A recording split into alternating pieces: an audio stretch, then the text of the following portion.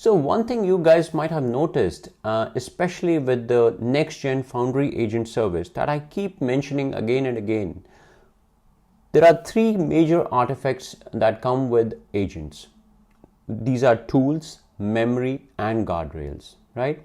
So we already had a good look at tools. What are tools? The knowledge-based tools, the action-based tools. We looked at the built-in tools and also the custom tools. Now it's time to take a look at memory and why memory is important. And I've actually observed that before the GA of the next Gen Foundry Agent Service, this memory concept was not there, especially with the agent service. You could add memory, especially if you're doing more pro code side of the things. But now Microsoft has given this option with your agents. Now, what does one single thing that comes into your mind when I say memory? Yes, so it is remembering what matters, right? And now the key question that comes is why memory changes everything. And what if I tell you that yes, memory plays a big role? So in Foundry Agent Service, memory allows an agent to remember information across conversations. So it doesn't treat every interaction like a brand new chat. Otherwise, if you think about it, every time you send, if memory was not there, every time you request something to the agent and it goes back, it is treating it like a new thing. But if memory is added, then it will remember that what you already asked, what it has already given you. So these are the basic, say, aspects around memory. So this is important for enterprise scenarios where agents work on long-running tasks, workflows, or user interactions, right? Now, the key question that would be coming to your mind would be, but what are the types of memory? So mainly there are two types of memory. We call it the short-term memory and the long-term memory.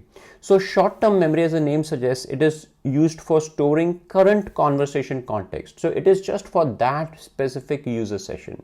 It remembers, or the agent remembers, whatever you are doing in that particular session. Once you come out of that particular conversation or that particular session, then the memory is gone, because it is not a persistent memory. So the short-term memory helps the agent remember what was said earlier in the same session. So guys, remember the key here is same session, right? Like a good example could be user asking, create a report for project alpha, right? Or later add month's sales data. So agent remembers that project alpha from earlier in the conversation. So let's say you are saying, okay, can you add the last month's sales data to the project? Now, which project? Project alpha. That's what I'm trying to say. This is your session memory. The second type of memory is the long-term memory, which is the knowledge stored across sessions. And can you think about it? Yes. This is where the concept of vector databases come into picture as well, where you'd be storing into a database. So long-term memory stores knowledge across sessions. The agent remembers user preferences, previous tasks, important facts.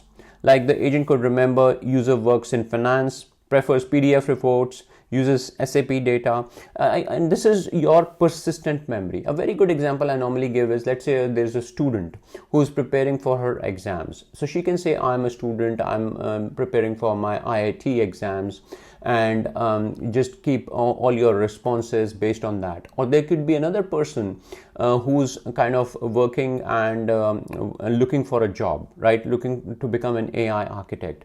That person could say whatever is more important from my interview perspective, or generate responses in the form that if I'm actually being interviewed by somebody, right? So this would be stored in the long-term memory, right? So this is where the persistent memory comes into picture. Now, there are three main memory operations. One is capture, second is recall, and third is persist. Let's try and understand that. So capture means the agent stores the conversation history, user preferences, and important data. Like user preference could be send reports in Excel. So the agent captures and stores this. The recall, as the name suggests, you are retrieving the relevant past information. So recall means you are retrieving past information, like generate my monthly report, right? So agent recalls users' preference is Excel and generating Excel automatically. And persist, as the name suggests, the agent keeps the memory across the session. So when the user returns next week, the agent still remembers it. right? So I think with this you got a good understanding. So remember, the key benefit is memory is there for long running workflows, personalized assistants, multi-step business process, agents that act like digital employees, not just chatbots, right? So in a simple summary, we can say short term, it means remembering the current conversation or the current session. Long term, remembering across the sessions. Capture means storing information. Recall means retrieving the information. Persist means keeping the memory for future, right? So I think with this you got good understanding about what is the built-in agent memory in Foundry Agent Service. Don't worry, very soon we will have a demo on how you can use memory with your agents. So don't go anywhere.